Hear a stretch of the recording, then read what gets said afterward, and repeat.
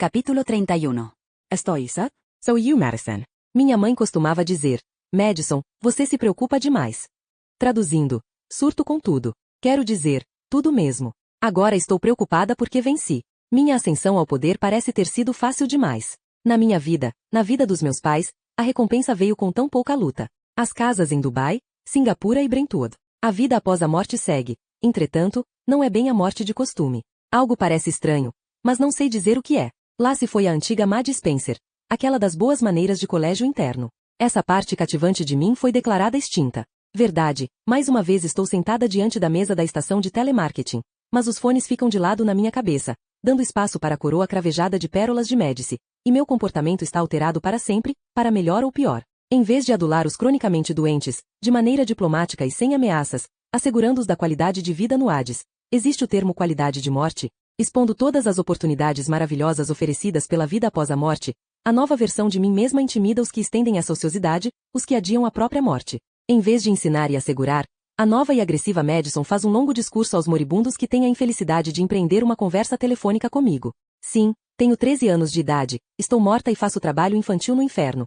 Mas pelo menos não fico chorando nem resmungando sobre minha situação. Ao contrário, as pessoas com quem falo são tão eternamente apegadas à própria saúde e conquistas, ao lar, aos entes queridos e aos corpos físicos, tão apegadas ao próprio medo idiota. Esses estranhos fracassados com tumores cerebrais de estágio 4 e problemas nos rins dedicaram a vida a se aperfeiçoar, praticando e refinando cada nuance da personalidade, e agora todo o esforço está prestes a ser desperdiçado. Com toda a honestidade, eles trazem minha irritação à tona. A Madison Spencer de antes se importaria em segurar uma mão assustada, acalmá-los e confortá-los. Quem eu sou agora, entretanto, lhes diz que chorem um rio fedido de merda e caiam mortos de uma vez.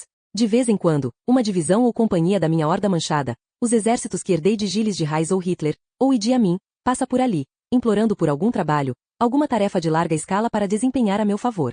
Com mais frequência, o povo que conduzia ao inferno passa para mostrar respeito. Os mortos recém-chegados ainda com odor de cravos de velório e formol, essas almas imigrantes trazem maquiagem e penteados exagerados, que apenas um agente funerário faria, e tão somente um defunto poderia tolerar. Esses recém-chegados todos se sentem compelidos a conversar sobre a terrível experiência de morte, e eu os deixo tagarelando. Com bastante frequência, eu os direciono a uma das numerosas sessões de terapia que criei, meus novos grupos de recuperação de esperançosos inveterados, um clichê de 12 passos de apoio em grupo. A alta taxa de graduação e baixo índice de desistência deixaria Dante Alighieri orgulhoso. Após algumas semanas de queixas e lamentos, a crise usual por itens preciosos perdidos e inimigos que sobreviveram, e injustiças que não foram vingadas, além do regozijo torpe típico sobre conquistas e prêmios passados, a maioria das pessoas tem sua cota e decide seguir em frente com a existência eterna.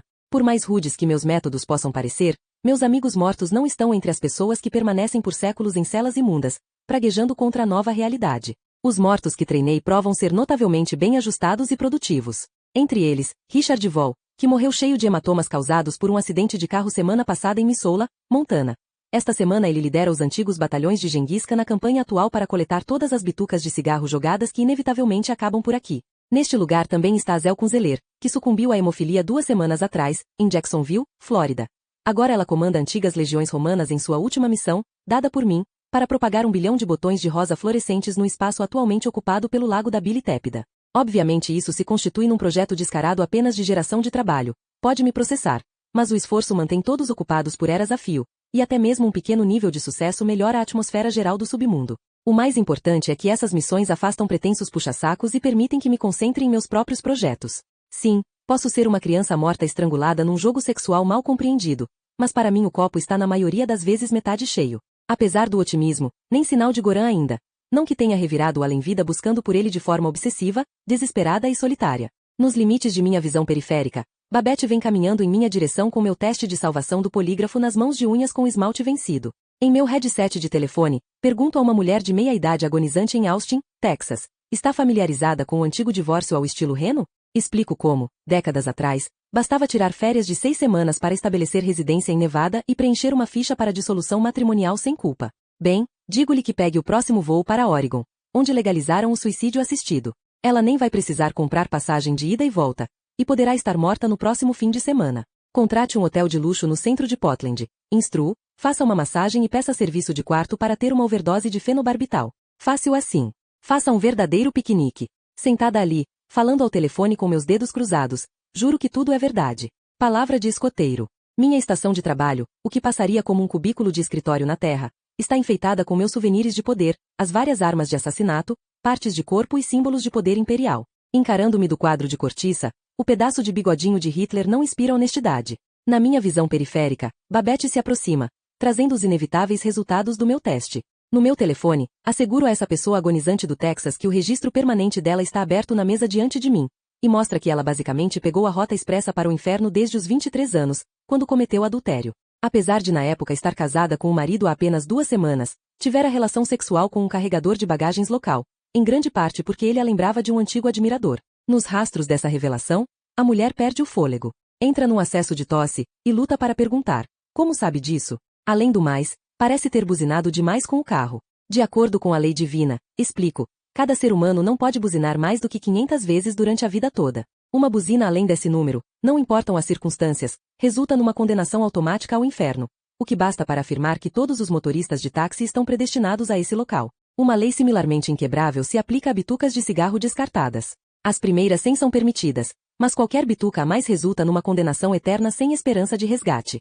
Ela também parece ter violado esse regulamento. Está tudo escrito ali, impresso em matricial preto e branco, quase legível na ficha pessoal dela. Agora Babette chegou até a altura de meu cotovelo, onde fica parada, batendo a ponta do Blanick falso, e vira o pulso para olhar ostensivamente as horas no seu SWAT há muito sem função. Para pedir um tempinho, seguro um dedo indicador esticado, balbuciando a palavra espere, enquanto ao telefone digo à senhora do Texas que não há nada que ela possa fazer no breve tempo que tem de sobra na Terra que lhe garanta um lugar no céu. Ela precisa pensar nos entes queridos, parar de querer chamar a atenção e permitir que as pessoas que a amam voltem para suas próprias, breves, confusas e preciosas vidas. Sim, ela deveria avisá-lo sobre não buzinar tanto e não jogar muitas bitucas de cigarro por aí, mas tem de seguir em frente. Digo a ela: morra de uma vez. Com o dedo pairando sobre o painel de controle, peço: espere, por favor, e soco o botão. Viro meu assento para encarar Babette, a sobrancelha arqueada em expectativa. Todo o meu rosto exibe um silencioso e suplicante por favor. Babette estende o relatório. Tamborila um dedo de esmalte vencido em um número no fim de uma longa coluna de números de matriz de ponto tênue, e diz, apenas pela pontuação geral de culpabilidade: este número aqui. Passando-me a folha, Babette continua: é preciso apelar. Com isso, gira em um dos saltos detonados das sandálias e se afasta. Minha mais recente recruta do inferno, a mulher que buzina, joga bitucas e agoniza lentamente no Texas ainda pisca em espera na ligação. Gritando para Babette, pergunto o que quer dizer com apelar. Em resposta, sem devolver meu olhar, Babette grita, já a 4, 5, 6 estações de trabalho de distância. Ainda recuando, ela diz: você nem deveria estar aqui. De mais longe ainda, ela berra: houve um engano oficial. Alto o suficiente para todo mundo ouvir, prossegue gritando: confira de novo os números você mesma. Porque, neste exato minuto, você deveria estar no céu. De um lado a outro, a infinita fileira de operadores de telemarketing parece me encarar. Uma multidão de mercenários e recém-saídos do forno do inferno aguardam de ouvidos atentos, a expressão flagrantemente confusa. Alguém de um pequeno grupo avança um passo. Não um vil pirata encharcado em sangue, nem uma pessoa velha vestida no melhor terno para o velório. Não, essa estranha tem aproximadamente minha altura. Um palpite razoável seria estimar a idade dela em 13 anos.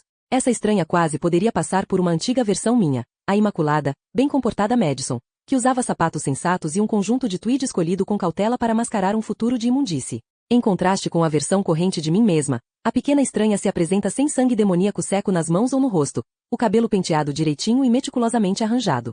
Oferecendo uma mão delicada de belos dedos rosados, essa menina pergunta: Madison Spencer? O olhar encontra o meu com olhos calmos, sem piscar, a fileira dupla de dentes brancos perfeitos presos em aparelhos de aço inox. Você venceu. Com isso, as mãos delicadas da menina se enfiam nos bolsos da saia de tweed, depois nos bolsos do suéter, e ela apresenta doces. Seat 8 9 bears to chocolate. 10 barras grandes de Milky Way, minha nova melhor amiga. Minha primeira melhor amiga para sempre, Emily. Essa menina morta oferece um prêmio em doces de chocolate para mim.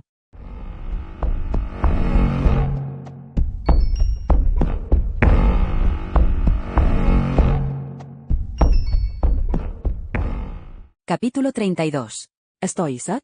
So you, Madison. Que coisa mais terrivelmente hipócrita, você pode dizer, mas, logo que me oferecem a chance de fugir do inferno, fico com vontade de ficar. Poucas famílias mantêm relacionamentos tão próximos quanto em prisões. Poucos casamentos sustentam o alto nível de paixão que existe entre criminosos e aqueles que procuram trazê-los à justiça. Não é de espantar que o assassino do Zodíaco flertou tão obstinadamente com a polícia. Ou que Jack, o estripador, cortejou e deu pistas a detetives em cartas tímidas. Todos queremos ser perseguidos. Todos queremos ser desejados. Nesse ponto, estou no inferno há um período maior do que passei em qualquer um dos meus lares terrenos, em Durban, em Londres, em Manila. Pior do que me sentir em conflito, sinto-me miserável com a ideia de ir embora. Para poder manter os vários exércitos sedentos de sangue ocupados e longe do meu pé, eu ordenei que eles capturassem e pintassem todos os nojentos morcegos do inferno de vermelho e azul, para que passassem por cardeais e azulões. Aos carniceiros produtivos, anteriormente empregados por Pol Pot e Madame Defarge, mandei fabricar asas bonitinhas de borboleta com papel colorido e purpurina,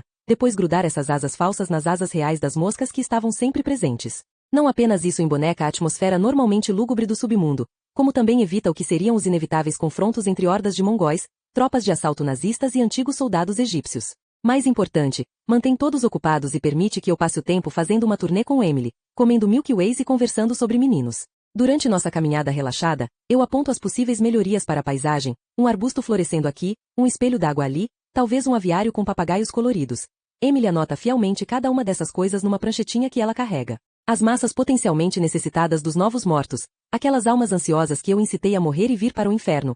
Realoquei esse povinho para vários outros projetos de reparação. Sério, eu devia pelo menos ser considerada a Roosevelt do pós-vida com todas as represas que decretei que fossem construídas sobre os rios de sangue escaldante. Ordenei que outras equipes de trabalhadores escavassem canais e drenassem expansivos pantanos de transpiração fétida.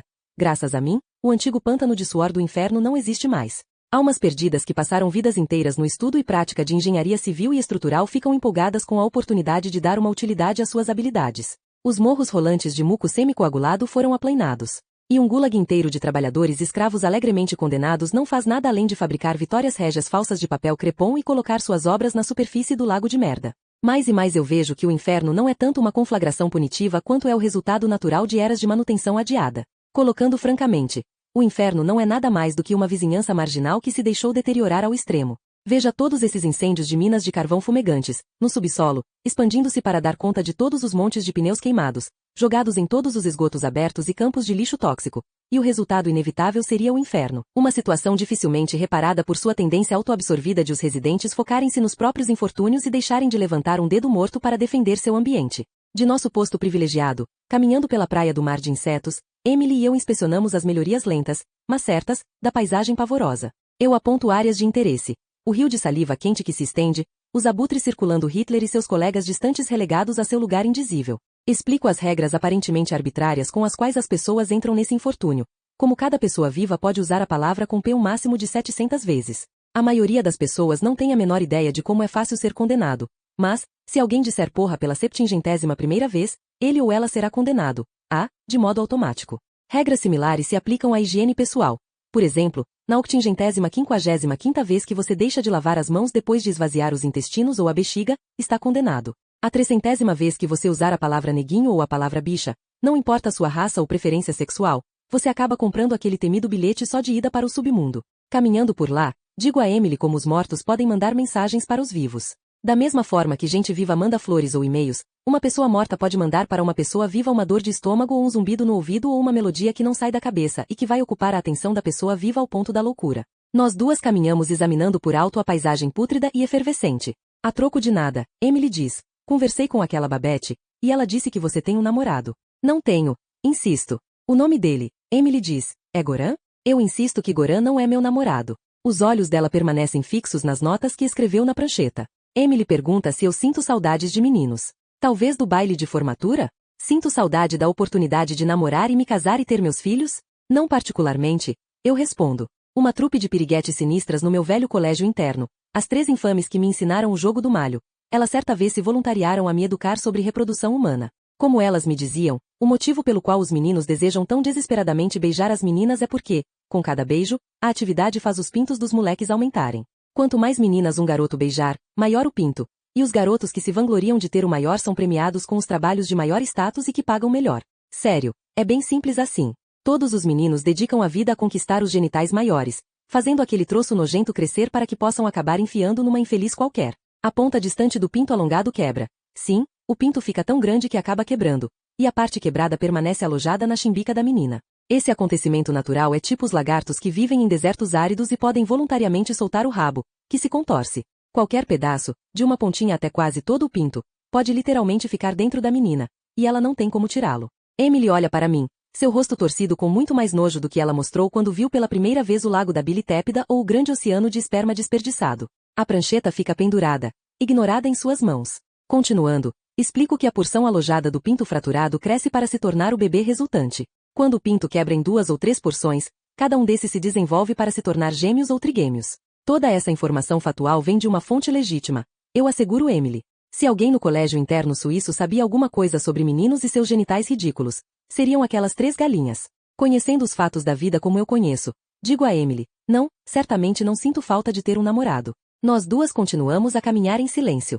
Meu arranjo de fetiches e objetos de poder se penduram balançando no meu cinto. Eles chacoalham batendo uns contra os outros. Eu sugiro que uma fonte bonitinha para passarinhos seja colocada aqui ou ali. Ou um relógio de sol cercado por um arranjo pitoresco de petúnias vermelhas e brancas. Uma hora, para acabar com um silêncio maior, pergunto do que ela mais tem saudades de quando estava viva. Minha mãe, Emily diz. Beijos de boa noite. Bolo de aniversário. Empinar pipa. Sugiro que sininhos de vento possam melhorar a fumaça preta que cresce e nos envolve. Emily deixa de anotar essa ideia. E as férias de verão na escola. Completa. E sinto falta de balanços. À nossa frente, uma figura vem caminhando na direção oposta. É um menino, entrando e saindo das nuvens oscilantes de fumaça. Ele é revelado e oculto. Fica aparente e escondido. Ela sente falta de desfiles de rua, diz Emily. Zoológicos de animais domésticos. Fogos de artifício.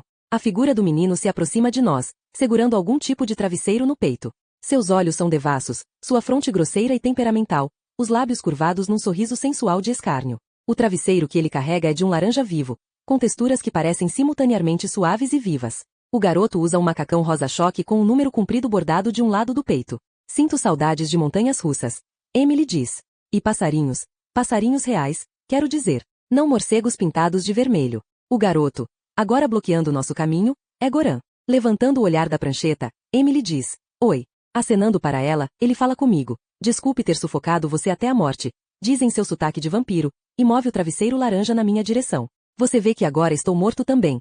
Argumenta, colocando o travesseiro no meu braço. Encontrei isso para você. O travesseiro parece quente. Ele zumba em pequenos pulsares. Laranja vivo, macio, olha para mim com olhos verdes faiscantes, bem vivo e ronronante, aninhado contra meu suéter manchado de sangue. Golpeia com uma perna, as garras minúsculas batendo nos testículos de Calígula. Não mais morto nem enfiado no encanamento de algum hotel de luxo. Não mais um travesseiro, é meu gatinho. Vivam! É o Listra de Tigre.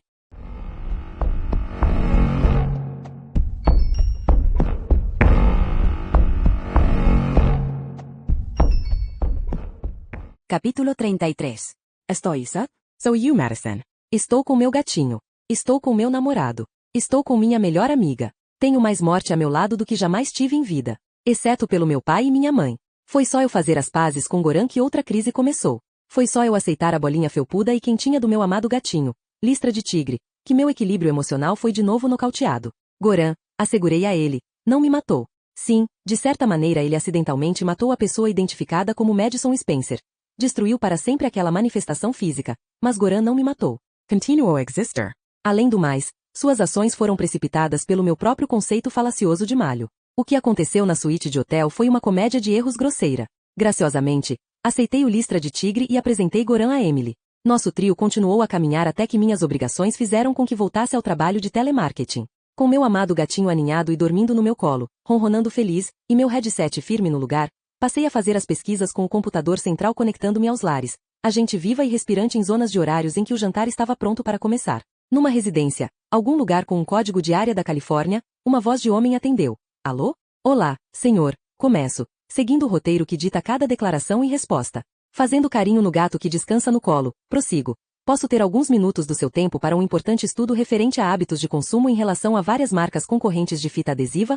Se não fosse fita adesiva, seria outra coisa tão mundana quanto cera de móveis em aerossol, fio dental, taxinhas. Ao fundo, quase perdida ao longe, atrás do timbre masculino, uma voz de mulher comenta. Antônio? Está doente? A voz da mulher, assim como o número de telefone, parece-me estranhamente familiar. Ainda fazendo carinho no Listra de Tigre, insisto, só vai levar alguns momentos. Segue-se silêncio. Digo. Hello? Senhor? Outro momento de silêncio ocorre, quebrado por um suspiro entrecortado, quase um soluço, e em seguida uma voz de homem pergunta. Mad?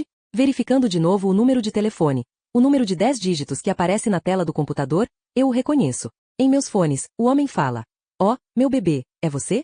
A voz de mulher ao fundo diz: vou pegar a extensão do quarto. O número de telefone é nossa linha não listada para a casa em Brentwood. Por uma grande coincidência, o discador automático havia telefonado para minha família. Esse homem e essa mulher são os antigos beatniks, antigos hippies, antigos rasta, antigos anarquistas, meus antigos pais. Soa um clique alto, de alguém levantando outro gancho, e a voz de minha mãe pergunta: querida? Sem esperar pela resposta, ela começa a chorar, implorando: por favor, minha querida, por favor, diga algo para nós. O cabeçudo do Leonard senta-se em sua estação de trabalho planejando movimentos de xadrez contra algum adversário vivo em Nova Delhi. Do lado oposto, Patterson conspira com torcedores de futebol empolgados, mantendo-se atualizado sobre times e passes, marcando as estatísticas nos espaços em branco de uma planilha fictícia. Os negócios do inferno continuam imperturbáveis, estendendo-se horizonte afora. No outro canto, a vida após a morte continua como de costume, mas no meu headset a voz de minha mãe implora: por favor, Maddy. Por favor, diga a seu pai e a mim onde podemos encontrá-la. Fungando, a voz engasgada e a respiração explodindo no telefone, meu pai soluça: por favor, meu bem, não desligue. Mais um soluço. Maddy, sentimos tanto termos deixado você sozinha com aquele canalha do mal. Aquele. Minha mãe guincha. Aquele, assassino. Tenho a impressão de que falam de Goran. Sim, derrotei demônios, depus tiranos e tomei comando do exército deles. Tenho 13 anos de idade e conduzi milhares de pessoas à beira da morte para a próxima vida com relativamente pouca preocupação. Nunca terminei o ensino fundamental, mas estou reparando a natureza do inferno e cumprindo prazo sem estourar o orçamento. Lanço habilmente palavras como abster e multivalência e propagar, mas sou pega desprevenida por completo pelo som de lágrimas dos meus pais. Para me ajudar a mentir, seguro o pedaço ressecado do bigode de Hitler. Para me manter fria, sufoco as lágrimas que brotam em meus olhos ardentes, consulto a coroa da de Médici. No telefone, peço a meus chorosos pais que se acalmem. É verdade, asseguro-lhes. Estou morta. Com a voz fria de um assassino de crianças, Gilles de Reis, digo à minha família que deixei para trás a vida frágil de mortal e que agora habito a vida eterna. Com isso, o choro deles diminui. Num cochicho abafado, rouco, meu pai pergunta: Maddy? Numa voz pesada de preocupação, prossegue: está sentada com o Buda? Com a voz mentirosa de um assassino em série, Tug Baron, conto a meus pais que tudo o que me ensinaram sobre relativismo moral, reciclagem, humanismo secular, comida orgânica e expansão da consciência gaia, tudo se revelou absolutamente verdadeiro. Um grito de prazer e risadas escapam da boca de minha mãe. Um puro desabafo de alívio. Sim, assegurei a eles. Tenho 13 anos e ainda sou aquela preciosa menininha. Morta, mas resido para sempre no sereno e pacífico paraíso.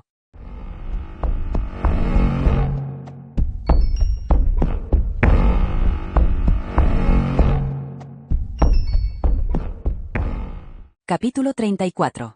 Estoy sad? So you, Madison.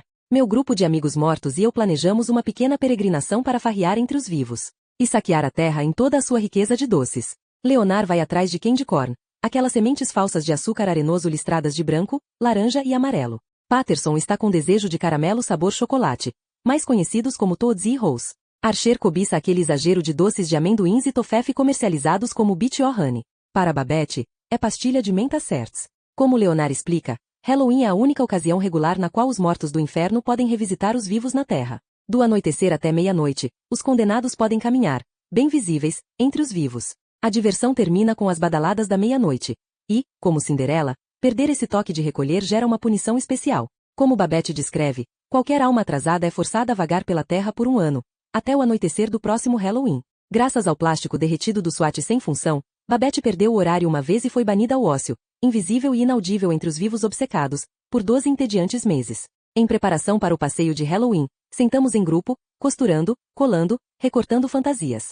O cabeçudo campeão de xadrez, Leonard, corta a barra de umas calças. Com os dentes, morde e desfia as pernas. Catando um punhado de cinzas do chão, Leonard as esfrega nas calças. Suja uma camisa esfarrapada e esfrega as palmas sujas para enegrecer o rosto. Assistindo aquilo, pergunto se ele quer se parecer com um mendigo. Um vagabundo, talvez? Leonard balança a cabeça dizendo que não. Pergunto: um zumbi? Ele balança a cabeça em um gesto negativo.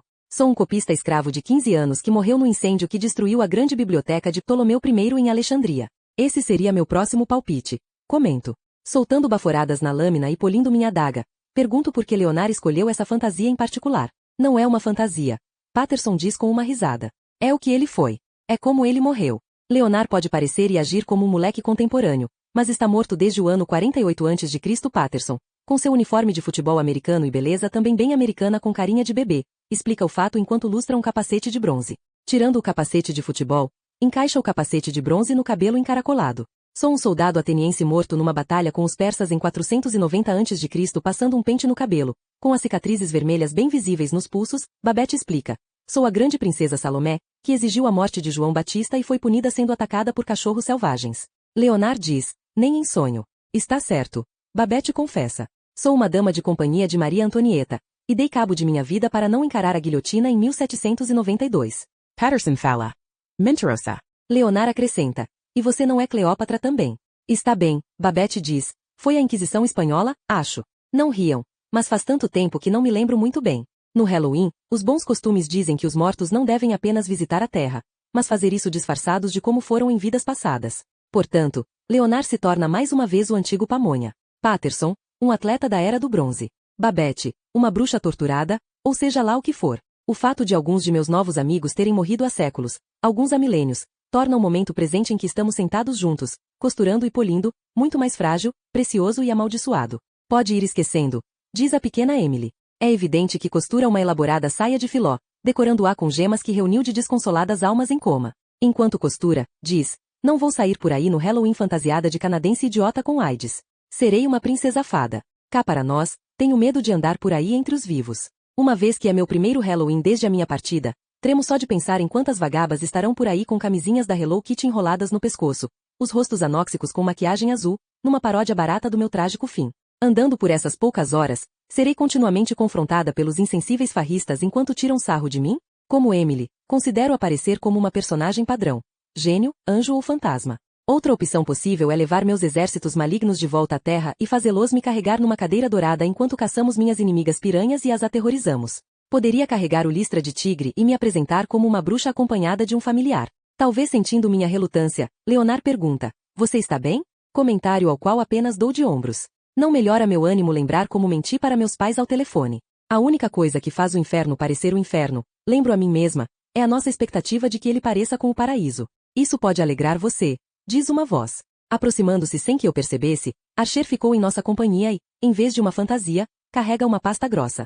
Acomodando-a numa das mãos, usa a outra para pegar uma folha de papel e tirá-la. Suspendendo a folha para que todos a vejam, Archer diz, quem diz que só se vive uma vez? Carimbada na folha de papel, em letra sem serifa, está uma única palavra. Aprovado.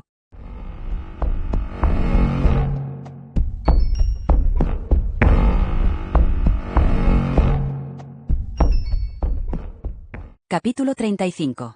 Estoy sad? So you, Madison. Se você me perdoar, preciso voltar atrás um momento. Engraçado. Eu pedindo perdão ao diabo. A folha de papel que Archer segurava é minha apelação. É o formulário cheio de blá blá blá para reconsideração que Babette preencheu para mim em resposta aos resultados do meu teste de salvação do polígrafo. Pode ser que minha alma tenha sido mesmo considerada inocente e que os poderes superiores estejam corrigindo o erro. No entanto, é mais provável que o que ocorreu tenha caráter político, e minha crescente força política, os recrutas recém-falecidos que havia trazido da terra, os exércitos que reunirá, representa tal ameaça que os demônios querem me libertar se isso significar manter o poder nas mãos deles. No fim das contas, o resultado é que não tenho mais de ficar no inferno. Nem preciso mais ficar morta. Posso voltar para a terra, ficar com meus pais, viver o tempo que tiver de sobra. Vou poder menstruar, ter bebês e comer abacate. O único problema é que disse a meus pais que ficaríamos juntos pela eternidade. Sim, claro, disse a eles que ficaríamos todos no céu com Buda e Martin Luther King Jr. e Ted Kennedy fumando haxixe e tudo mais. Mas estava só tentando poupar os sentimentos deles. Honestamente, minha motivação era bem nobre. Sério, só queria que parassem de chorar.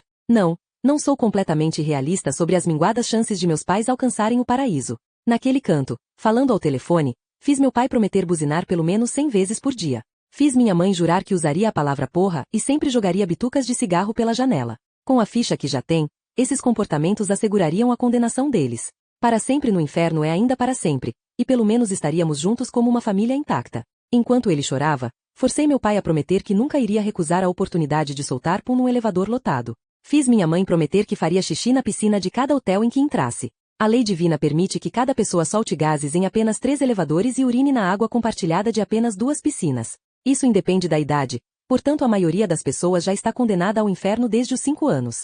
Contei à minha mãe que ela ficava bem linda entregando aqueles Oscars imbecis, mas que devia apertar Ctrl mais Alt mais D e destrancar a porta do meu quarto em Dubai, Londres, Singapura, Paris, Estocolmo, Tóquio e outros lugares, todos os meus quartos. Apertando Ctrl mais Alt mais C, deveria abrir todas as cortinas e deixar que a luz do sol entrasse nesses lugares selados e sombrios. Fiz meu pai prometer dar minhas velhas bonecas, roupas e bichos de pelúcia às empregadas somalianas que temos em cada casa, e aumentar consideravelmente o salário de todas elas. Além desses pedidos, solicitei a meus pais que adotassem as empregadas somalianas, adotassem legalmente mesmo, e se certificassem de que essas moças ganhariam diplomas universitários e se tornariam cirurgiãs plásticas bem-sucedidas, advogadas tributaristas e psicanalistas, e afirmei que minha mãe não poderia mais trancá-las em banheiros, nem como piada. Até que meus pais gritassem em uníssono ao telefone: "Chega, Madison. Prometemos." No meu esforço para confortá-los, acrescentei: "Mantenham as promessas e seremos uma grande família feliz para sempre. Minha família, meus amigos, Goran, Emily, Sr. Treme-Treme e Listra de Tigre. Todos passaríamos a eternidade juntos. Mas, agora, parece que sou eu quem não vai estar aqui no inferno."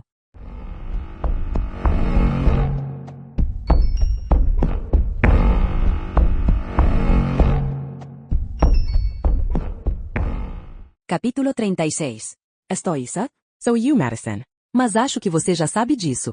Se você tem de ser levado a sério, acho que sabe mais sobre mim do que eu mesma. Você sabe de tudo, mas suspeito que algo não estava certo. Pelo menos nós nos encontramos cara a cara. Estamos todos vestidos com nossas fantasias de Halloween, que não são realmente fantasias, com exceção da fantasia de Emily, de princesa fada. Babette se recusa a aceitar a possibilidade de que seja um Zé Ninguém morto. Em vez disso, embonecou-se como Maria Antonieta, desenhando marcas de pontos pretos no pescoço, e no momento estamos matando tempo na praia do lago da Billy Tépida, esperando uma carona de volta à vida real para pegar uns tesouros de doces bem gostosos. Quando parece que vamos ser compelidos a pegar algum resto nojento de carro de boi sujo que levou os judeus para o Holocausto, um familiar Lincoln Town Car preto passa em câmera lenta por nós. É o mesmo carro do meu velório, e o mesmo motorista uniformizado usando um boné com visor e óculos escuros espelhados que sai do assento do motorista e se aproxima do nosso grupo. Com a mão enluvada, segura uma pilha de papéis brancos de aparência tenebrosa. Num canto, 3 parafusos pequenos de encadernação prendem as folhas juntas. Claramente é um roteiro original, e até de alguns passos de distância tem fedor de fome e altas expectativas ingênuas e otimismo absurdo de alguém de fora do meio.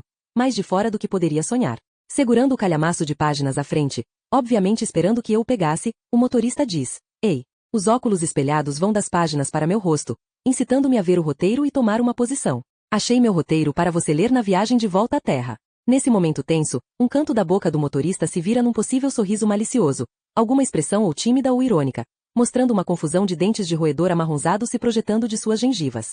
Suas bochechas expostas ficam de um vermelho vivo. Ele se vira e abaixa a cabeça, subindo os ombros. Com a ponta de um pé, enfiado numa bota preta brilhante, bem das antigas para um motorista, quase como cascos, ele desenha uma estrela de 5 pontas na poeira e nas cinzas. Está segurando a respiração, sua vulnerabilidade tão tangível que você pode sentir o gosto, mas sei por uma vasta experiência que no momento que tocar sua quimera cinematográfica ele vai esperar que eu invista nisso, assegure o financiamento para a filmagem principal e forneça um acordo poupudo de distribuição para ele. Até no Hades tais momentos são excruciantemente dolorosos. Mesmo assim, eu quero voltar para a comemoração do Halloween com estilo, não num vagão de nazistas fedendo a tifo, cheio de piolhos, então me sujeito a olhar a página com o título. Lá, centralizado em maiúsculas, o primeiro temido sinal da importância dada a um amador a seu precioso trabalho. Leio o título do roteiro. A história de Madison Spencer. Autoria e copyright de propriedade de Satã. Primeiro, leio o título de novo. E mais uma vez. Depois, olho para o crachá com o nome preso na lapela de seu uniforme de motorista, a prata entalhada, e de fato está escrito: Satã. Com sua mão livre, o motorista tira o chapéu, revelando 2 chifres cor de osso que se projetam sobre seu tufo de cabelo castanho comum. Ele tira os óculos espelhados para mostrar olhos cortados com íris horizontais, como uma cabra. Olhos amarelos. Instantaneamente meu coração sobe à garganta. Enfim, é você. Sem pensar, eu dou um passo à frente, ignorando o roteiro oferecido, e jogo meus braços no motorista, perguntando: "Quer que eu leia isso?" Enfio meio rusto no uniform de tweed deli. No uniform de tweed. O tecido tem cheiro de metano, enxofre e gasolina. Um abraço depois, eu me afasto. Assentindo para as páginas, pergunto: "Você escreveu um filme sobre mim?" Lá está novamente o sorriso malicioso, como se ele tivesse me visto nua. Como se soubesse do meu pensamento. Ele fala: "Ler o roteiro? Minha pequena Mad, você viveu isso." Satã balança sua cabeça chifruda. Mas, tecnicamente falando, não há você. A mão enluvada abre o manuscrito e empurra para mim, exigindo: "Olhe, cada momento do seu passado está aqui. Cada segundo do seu futuro." Madison Spencer não existe, Satã alega. Não sou nada além de uma personagem fictícia que ele inventou há eras. Sou sua Rebecca de Winter. So S.U.A. Jane Eyre. Cada pensamento que já tive, ele escreveu na minha cabeça.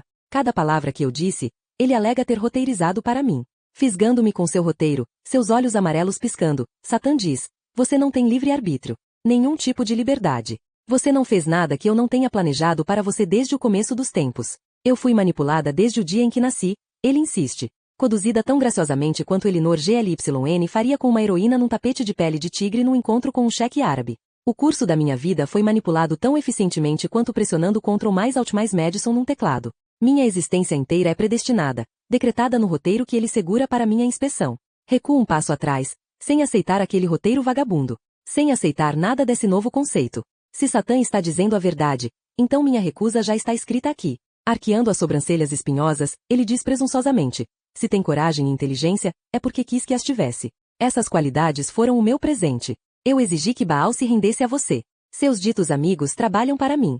Hitler, Calígula, Idi Amin, ele alega que todos entregaram a batalha para mim. É por isso que minha ascensão ao poder aconteceu tão rápido. É por isso que Archer me instigou a lutar para começo de conversa. Mas eu rebato. Por que devo acreditar em você? Batoo Pei Grito.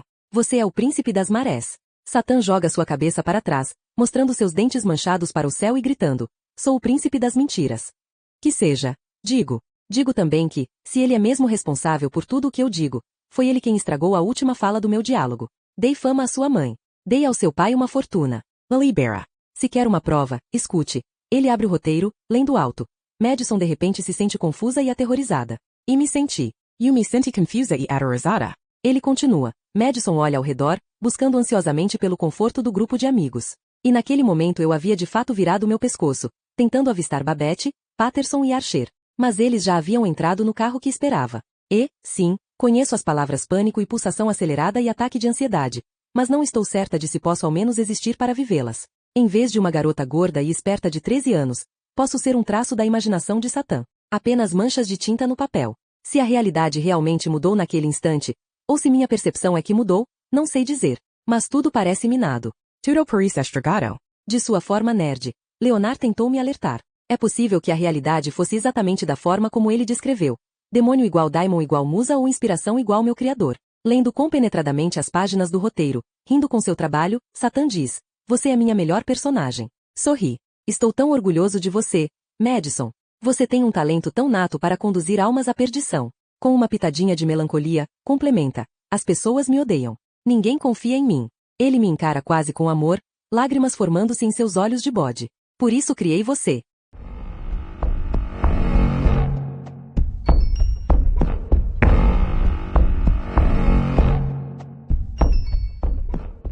Capítulo 37.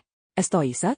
Sou eu, Madison, e não sou sua Janier. Não sou a Catherine Archa de ninguém. E você? Com certeza não é escritor. Não é meu dono. Só está aloprando com a minha cabeça. Se alguém tivesse me criado, seria Judy Blume ou Bárbara Cartlan. Eu tenho confiança e determinação e livre-arbítrio. Pelo menos acho que tenho. Por capricho, não levei nenhuma das minhas tropas de assalto ou hordas mongóis para passar o Halloween comigo. Se posso confiar neles, se os conquistei de forma justa e certa, não sei mais. Além disso, há um limite de pessoas que você pode enfiar num Lincoln Town Car.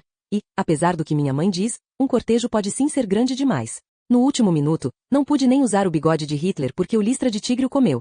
Daí não quis levar meu gatinho e arriscar que ele vomitasse uma bola de pelo nazista no colo de alguém. No fim fomos só nós, Archer, Emily, Leonard, Babette, Patterson e eu, batendo de porta em porta. O clube dos 5 dos mortos. Dito isso, usei sim meu cinto de rei Eteuret II, a adaga de Vlad III, o cajado com o qual Gilles de Rais matou tantas crianças. Emily, vestida como uma princesa fada, usou o anel de diamante de Elizabeth Báthory. Leonard fez todo mundo procurar por pipoca doce. Primeiro fomos à cidade onde Archer havia vivido pela última vez, algum lugar com casas alinhadas pelas ruas cheias de crianças vivas. Talvez alguns fossem crianças mortas, que voltaram como nós por algumas horas de nostalgia. Por um milésimo de segundo pude jurar que vi John Benet Ramsey usando sapatinhos de sapateado de lantejoulas e acenando para nós.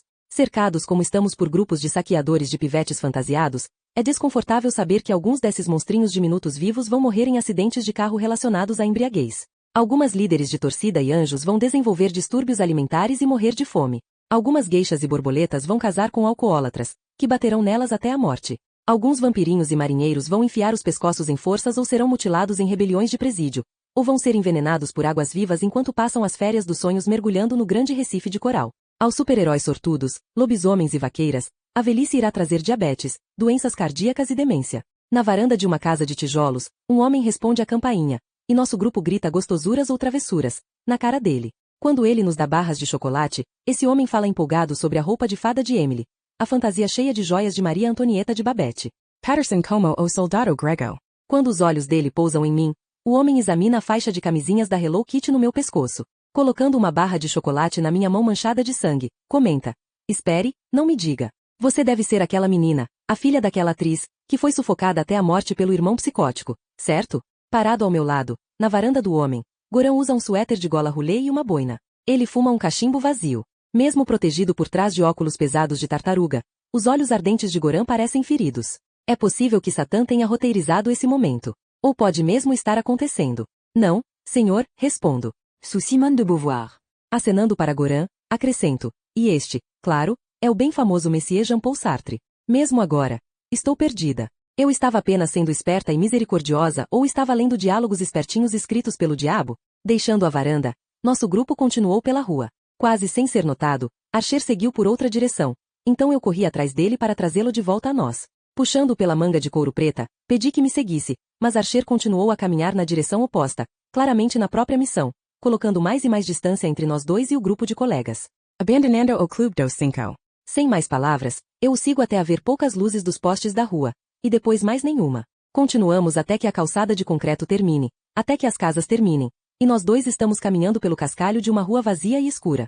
Archer olha para mim e pergunta: Maddie, está tudo bem com você? Ele está preocupado? Ou interpretando um papel? É Satã quem roteiriza nossa caminhada? Não sei, por isso não respondo. Um portão de ferro fundido se ergue perto de nós nas sombras, e Archer se vira para ele.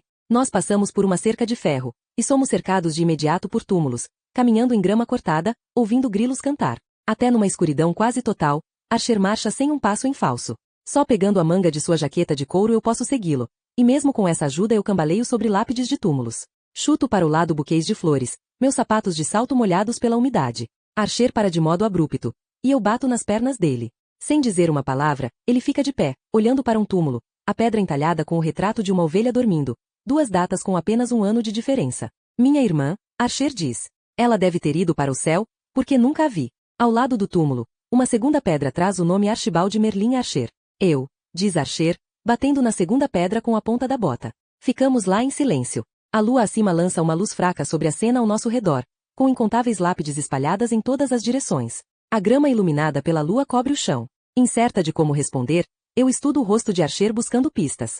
A luz da lua ilumina o moicano azul e reflete-se prateada em seu alfinete de segurança. Enfim, pergunto, seu nome era Archie Archer? Não me faça lhe dar um murro. Archer explica como, na noite depois que sua irmã foi enterrada, ele voltou ao túmulo. Naquela noite uma tempestade estava se formando, reunindo nuvens de trovões, então Archer correu para roubar uma garrafa de spray de herbicida, o tipo de aerossol para matar ervas daninhas e grama. Ele borrifou nas botas de motoqueiro até o couro ficar encharcado, depois caminhou para o túmulo recém-coberto. Lá, com suas botas soltando veneno em cada passo, Archer fez um ritual primitivo, uma dança da chuva na última hora antes de a tempestade vir. Dos saltos e piruetas. Sua jaqueta de couro balançando, ele xingou, virando seu pescoço e revirando os olhos. Pisando com seus pés tóxicos, Archer vociferou e gritou, saltando e dando cambalhotas contra o ataque de vento crescente. Com a tempestade se adensando, empinou-se, cabriolou e saltou. Enfureceu-se e uivou. Quando as primeiras gotas de chuva tocaram seu rosto, Archer sentiu o ar que o cercava estalando com eletricidade estática. Seu cabelo azul se empinou em sua altura total, e o alfinete de segurança em sua bochecha faiscou e vibrou. Um dedo branco de luz serpenteou descendo do céu, Archer diz, e seu corpo todo foi frito ao redor do alfinete de segurança. Bem aqui, diz, parado ao lado do túmulo da irmã, no lugar que iria se tornar seu próprio túmulo. Ele faz uma careta. Que viagem! Naquele pedaço de grama cortada se estendendo por uma dúzia de túmulos em ambas as direções, aquela alameda, um fantasma dos passos de dança de Archer ainda permanece. Lá, uma nova geração de grama, mais verde, mais suave, como as primeiras lâminas frescas a crescer para cobrir um campo de batalha, essa nova grama segue cada pegada tóxica que Archer deixou antes de ser atingido pelo raio. Em todo lugar em que ele pisou com as botas envenenadas, conta, a grama morreu, e só agora crescia de novo, rebrotando, para apagar a coreografia da madrugada. Lá, apenas dias depois que ele criou uma gigante heresia, um sacrilégio de kebab espetado ao redor de seu próprio piercing incandescente em tempo para seu próprio funeral, suas palavras finais já haviam surgido com letras amarelas envenenadas claramente legíveis no verde podado. Quando o coveiro colocou seu caixão no túmulo, marcharam por esses passos de dança raivosos, esse caminho dançado, cambaleante, que dizia em letras amarelas grandes demais para qualquer um ler, a não ser uma entidade. Foda-se a vida. 2 filhos numa semana. Diz Archer, coitada da minha mãe. No silêncio que se segue, eu começo a ouvir meu nome na brisa da noite, tão suave quanto o cheiro distante de chamas de vela cozinhando abóboras entalhadas por dentro. De algum lugar no horizonte da noite, um coro de 3 vozes leves parece me chamar. No escuro distante, 3 vozes cantam repetidamente. Madison Spencer. Maddie Spencer. Madison Desert Flower Rosa Parks Coyote Trickster Spencer. Com o som de sereias hipnotizando, cativando, me atraindo ao desconhecido, eu cambaleio em busca da isca. Estou passando entre túmulos, hipnotizada, ouvindo. Totalmente Tomata. Atrás de mim, Archer chama. Para onde está indo? Tenho um encontro. Digo, não sei onde. No Halloween. Archer grita. Temos de voltar para o inferno à meia-noite. Não se preocupe, grito para tranquilizá-lo. Ainda vagando, confusa, em busca das minhas vozes misteriosas, arrastada pelo som do meu próprio nome, repito. Não se preocupe. E, distraída, vejo você no inferno.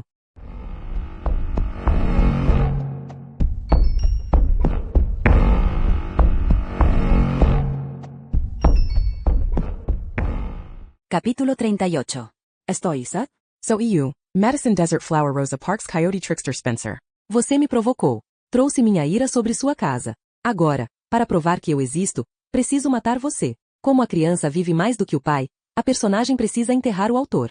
Se você é de fato meu autor, então matá-lo vai acabar com minha existência também. Pequena perda. Uma vida dessas, como seu fantoche, não vale a pena. Mas, se eu destruir você e seu roteirinho de quinta, e ainda existir, então minha existência será gloriosa, porque vou me tornar minha própria mestra. Quando voltar para o inferno, prepare-se para morrer pelas minhas mãos. Ou esteja pronto para me matar. Meus piores medos aconteceram. No colégio interno suíço onde me encontrei trancada do lado de fora, pelada na neve de noite, eu me tornei o fantasma fruto de boatos de riquinhas tolas. Por que é que eu aconteço como história para todo mundo exceto para mim mesma? Reunidas no pequeno alojamento que certa vez eu ocupei, as várias turmas de alunas, essas meninas cheias de risadinhas, passam esse Halloween ao redor da minha antiga cama. Sentadas sobre a cama aproximadamente na mesma posição que elas me seguraram, me sufocaram e me trouxeram de volta à vida. Lá estavam as 3 piranhas. É o trio de vagabas que recita. Chamamos a alma eterna da falecida Madison Spencer. Em uníssono, dizem, venha para nós, Madison Desert Flower Rosa Parks Coyote Trickster Spencer. E todas ridicularizam meu nome absurdo. Exigimos que o fantasma de Maddie Spencer venha e nos obedeça. Vagabas ou Satã. Porque sempre me chamam para obedecer alguém? Centrado na cama, um prato roubado da sala de jantar com algumas velas queimando, mas fora isso meu quarto está escuro. As cortinas estão abertas, revelando árvores irregulares e noite invernal. A porta para o corredor está fechada. Uma das sirigaitas se inclina para a lateral da cama. Ela busca embaixo do travesseiro e tira um livro, com as pontas das folhas enroladas. Com esse objeto pessoal, a galinha diz, exercemos nosso poder de controlar você, Maddie Spencer. O livro é minha amada cópia de persuasão. Uma coleção de personagens que há muito vive além do autor. Ao ver meu objeto pessoal, meu livro favorito, as outras meninas sorridentes ficam em silêncio. Seus olhos brilham à luz das velas. É com essa deixa, como se eu pressionasse Ctrl mais Alt mais C no computador da minha mãe, é que começo lentamente a arrastar as cortinas fechadas. E, com essa primeira insinuação de movimento, as garotas reunidas gritam. As meninas menores correm e caem umas sobre as outras em sua corrida para escapar do quarto. Tão fácil quanto pressionar Ctrl mais Alt mais A, aumenta o ar-condicionado, diminuindo a temperatura do quarto até que as meninas que restam possam ver seu hálito no ar, enevoado, à luz de velas. Da mesma forma que apertaria Ctrl mais Alt mais L, pisco as luzes do teto, apagando e acendendo piscando tão rápido quanto o raio, preenchendo o quarto com o equivalente de cada flash de fotos que a revista People já tirou de mim. Cego as meninas reunidas, como fariam paparazzi mercenários. Com isso, as garotas remanescentes abrem caminho para a porta, saindo pelo corredor, gritando e berrando como almas condenadas trancadas dentro das jaulas imundas do inferno.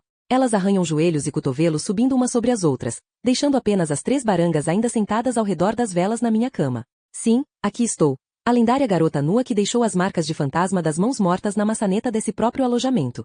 Señorita Madison Desert Flower Rosa Parks Coyote Trickster Spencer. Aqui estou eu, voltando para vocês por apenas uma noite, a filha mimada e pamonha de uma estrela de cinema. Olho para as 3 com seus pés de balé em ponta maculando minha cama, e os quadris ossudos e suas bundas anoréxicas afundando no meu velho colchão. E tão fácil quanto tocar Ctrl mais Alt mais D, bato e tranco a porta do corredor. Eu a selo dentro do meu quarto assim como minha mãe manteria uma empregada somaliana refém até o azulejo do banheiro ser de fato limpo. Da forma ourada e atemporal que os mortos sempre mandaram mensagens para os vivos, eu berro meu ataque subsônico nas entranhas das piriguetes, revirando e fervendo os conteúdos de seus tratos digestivos tão abusados, borbulhando e mexendo os restos cozidos contidos em seus intestinos, estômagos e cólon. Empurro a bagunça em violentas ondas peristálticas, fazendo as 3 apertarem a barriga, os orifícios inferiores e rompendo em nuvens de metano, apagando as velhinhas, abafando o quarto numa escuridão fétida e sufocante. Eu forço para fora a massa quente das refeições passadas, empurrando-a contra os músculos anais e orais contritos, trompeteando essa putricência escaldante numa pasta contra esse confinamento de parede de carne. Com as mãos cobrindo as bocas ardentes, as garotas gritam entre os dedos, uivando e pedindo ajuda. Agarram seus diafragmas inchados. No corredor, além da porta fechada, as estudantes reunidas e o corpo docente brigam com a maçaneta trancada. Só então eu anuncio que cheguei. Sou Madison Spencer, a comandante do inferno. Torno minha voz soprano bem sombria e, uivando etérea, aviso aquelas 3 piranhas de que precisam se esforçar para não serem condenadas, porque, se forem, sofrerão minha ira pela eternidade. Serão sujeitas aos meus caprichos e passarão pelas torturas infinitas que eu devo decretar. Como Archer berrando e dançando no cemitério de noite, um para-raios humano, decreto que, se essas 3 meninas se encontrarem condenadas ao Hades, vou forçá-las a ficar junto com Hitler e companhia, submersas até os lábios no pântano de abortos dos semiformados, para sempre. O fedor acre de enxofre do inferno já começa a se espalhar, fluindo, saindo dos próprios corpos flexíveis treinados em balé. As 3 meninas choram e imploram por perdão e liberdade. A porta fechada reverbera com socos e gritos de súplica dessas alunas e professores excluídos no corredor. Ouçam minhas palavras. Digo, deste momento em diante, para se salvarem, elas precisam utilizar os terríveis termos neguinho e bicha sempre que tiverem a oportunidade. Nunca devem lavar as mãos depois de usar o banheiro. Devem evitar cobrir a boca quando tossirem ou espirrarem, em particular a bordo de aviões durante o serviço de bordo e apresentações de o paciente inglês. Oh, you sigo adiante. Droga! Estou me divertindo tanto. E no último instante possível, antes que elas sufoquem totalmente mortas, atoladas na própria imundície pungente, abro a porta, permitindo que todas as colegas vejam o que essas ordinárias se tornaram. Lá estão elas, esparramadas, gemendo na própria degradação gosmenta para que o mundo todo veja. E, sim, sou mesquinha e vingativa, mas tenho lugares para ir e árvores florescentes para plantar. Tenho hordas malignas e exércitos sedentos de sangue para comandar. De acordo com meu sensato e durável relógio de pulso, falta 20 minutos para meia-noite do Halloween. Para qualquer um que esteja lendo isso, e que ainda não está morto, desejo sorte. Sinceramente, Seijo. Continue tomando suas vitaminas. Continue correndo ao redor de represas e evitando fumar passivamente. Cruze seus dedos. Talvez a morte não ocorra a você. E, sim, tenho 13 anos, estou morta e sou uma menina. Posso ser um pouco sádica e um tanto infantil, mas pelo menos não sou uma vítima, não mais. Tenho esperança. Tenho esperança, logo, existo. Graças a Deus que tenho esperança. Para o resto de vocês, por favor, não tenham medo. Se terminarem no céu, ponto para vocês. Mas, se não, bem, me procurem. A única coisa que faz a Terra parecer um inferno, ou o inferno parecer um inferno, é a expectativa de que deva ser um paraíso. A Terra é a Terra. Morto é morto. Outra dica de alguém do pós-vida dentro da vida. Se perder o toque de recolher da meia-noite na véspera de Todos os Santos, você fica preso vagando pela Terra, um fantasma preso entre os vivos, até o próximo Halloween. Agora, se me dá licença, está tarde, e estou numa pressa danada para chutar a bunda do diabo. Continua.